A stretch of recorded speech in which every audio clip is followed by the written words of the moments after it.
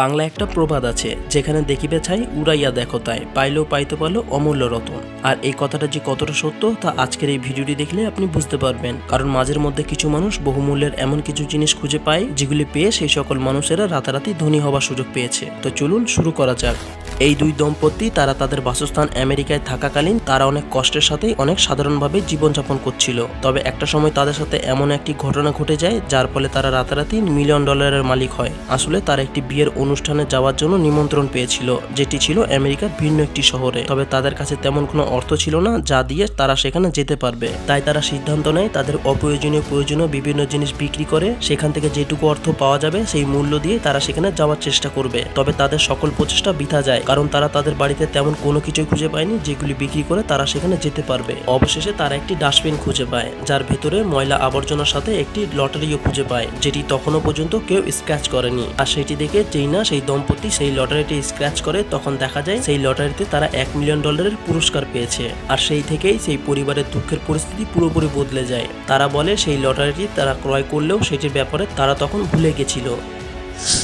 আপনি হয়তো এমন ছেঁড়া টায়ার মাঝের মধ্যে রাস্তায় পড়ে থাকতে দেখবেন, কারণ কিছু মানুষ অপ্রয়োজনীয় খারাপ টায়ারগুলিকে তারা রাস্তার মধ্যে এমনভাবে ফেলে দেয় আর সেই সকল পথকর্মীরা তা পরিষ্কার করে থাকে। যাই হোক, ঘটনাটি ঘটেছিল ইন্ডিয়ানাতে। এমন একটি টায়ার রাস্তায় পড়ে থাকতে দেখা যায়, তবে টায়ারটি ছিল সম্পূর্ণ গোটা এবং সাধারণের তুলনায় অনেকটাই ভারী। তাই একজন পরিচ্ছন্ন কর্মী সেটি দেখতে পেয়ে টায়ারটি খোলার চেষ্টা করে। তবে তারপরে যা হয় সেটি দেখে সেখানকার সকল মানুষ তা চমকে যায়। আসলে টায়ারটি খুলে তারা দেখতে পায় টায়ারটি হাওয়ার পরিবর্তে সম্পূর্ণ টাকায় ভর্তি। গুণাগুণটি করে দেখা যায় যাতে প্রায় $1 লক্ষ রয়েছে। হঠাৎই কিছু মানুষ বলে ওঠে সেই টায়ারটি যেখানে পেয়েছে সেই রাস্তা দিয়ে কিছু ড্রাগ স্মাগলাররা মাঝের মধ্যেই যাতায়াত করে, আর তাই তারা সেই অর্থলোভের আশায় তারা এই সকল টাকা চোরাচালানের জন্য টায়ারের মধ্যে ভরে নিয়ে যাচ্ছিল। আর কোনো কারণে সেটি রাস্তায় পড়ে যায়। কোনো কিছু খুঁজে না পেয়ে সেই সকল টাকা সেই ব্যক্তি সেখানকার কর্তৃপক্ষের কাছে দিয়ে দেয়। তবে সেই দেশের মধ্যে একটি আইন ছিল, যদি 2 মাসের মধ্যে কোনো কিছু হারিয়ে যাওয়া বস্তুর আসল মালিক খুঁজে না পাওয়া যায় তাহলে সেই সকল সম্পত্তি কুড়িয়ে পাওয়া সেই ব্যক্তিটিকে দিয়ে দেওয়া হবে। তাই 2 মাস পেরিয়ে যাওয়ার ফলে যখন তার আসল মালিক খুঁজে না পাওয়া যায় তখন সেই সকল অর্থ সেই পরিচ্ছন্ন কর্মীকে দিয়ে দেওয়া হয়।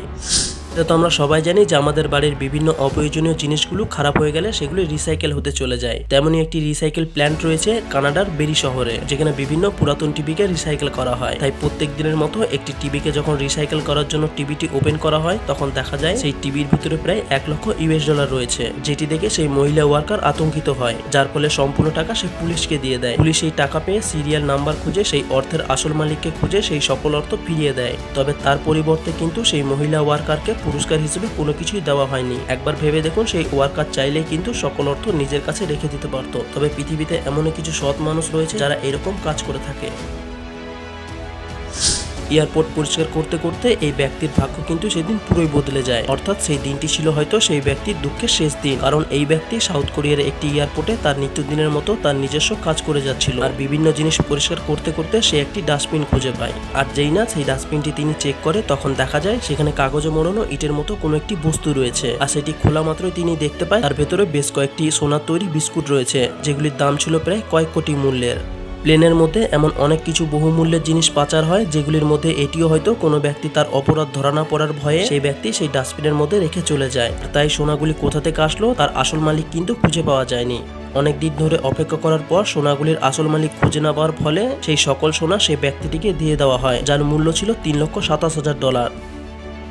টেক্সাস শহরে এই ব্যক্তি রাস্তা দিয়ে যাচ্ছিল আর হঠাৎ করে সে একটি ময়লার গাড়ি দেখতে পায়। আর ময়লার গাড়ির বিভিন্ন আবর্জনা সেই রাস্তায় ফেলতে শুরু করে, কারণ সেই ময়লার গাড়িতে সে এমন কিছু দেখতে পায় যা দেখে সে অবাক হয়ে যায়। আসলে সেই ময়লার আবর্জনা থেকে সে একটি ভায়োলিন কুড়িয়ে পায়। তিনি ভেবেছিলেন সেই ভায়োলিনটি হয়তো তার জীবন বদলে দেবে। তবে তার ভাগ্য হয়তো সেদিন খারাপ ছিল, কারণ রাস্তায় গাড়ি দাঁড় করানো থেকে শুরু করে রাস্তায় ময়লা আবর্জনা ফেলা পর্যন্ত সময়কালে ট্রাফিক জ্যাম এবং আশেপাশের মানুষদের অসুবিধা হওয়ার কারণে তার $1000 জরিমানা দিতে হয়। আর এই নিয়ে তার দিনটি পুরোপুরি সেদিন খারাপ যায়। কয়েক মাস পেরিয়ে যাওয়ার পর সেই ব্যক্তি হঠাৎই একটি এক্সপার্টের কাছে সেটি নিয়ে যায় আর জানতে পারে সেটি ছিল বহু পুরনো 1922 সালের একটি ভায়োলিন, যেটি ইটালিয়ান এক বিখ্যাত মিউজিক আর্টিস্টের ভায়োলিনটি ছিল। কিছুক্ষণ পর সে সিদ্ধান্ত নেয় সেই ভায়োলিনটি সে নিলামে তুলবে। আর অবশেষে সেই বাদ্যযন্ত্রটির নিলামে মূল্য দাঁড়ায় $35,000। একবার কল্পনা করুন, একটা সময় যদিও সেই ভায়োলিনটির জন্য তাকে $1000 জরিমানা দিতে হয়, তবে পরবর্তীতে সেই ভায়োলিনটি তাকে $35,000 দিয়ে গেছে। তাই এটা বলা যায় ভাগ্য মানুষকে যে কোনো সময় বদলে দিতে পারে। ভিডিওটি ভালো লাগলে লাইক কমেন্ট শেয়ার করতে পারেন এবং আপনি যদি এমনই রহস্য রোমাঞ্চ আনকমন ও ইন্টারেস্টিং ভিডিও দেখতে পছন্দ করে থাকেন তাহলে আমার সৃষ্টিময় চ্যানেলটিকে সাবস্ক্রাইব করে পাশে থাকা বেল আইকন প্রেস করতে পারেন। তো দেখা হচ্ছে আগামী এপিসোডে, ততক্ষণ পর্যন্ত ভালো থাকবেন, ধন্যবাদ।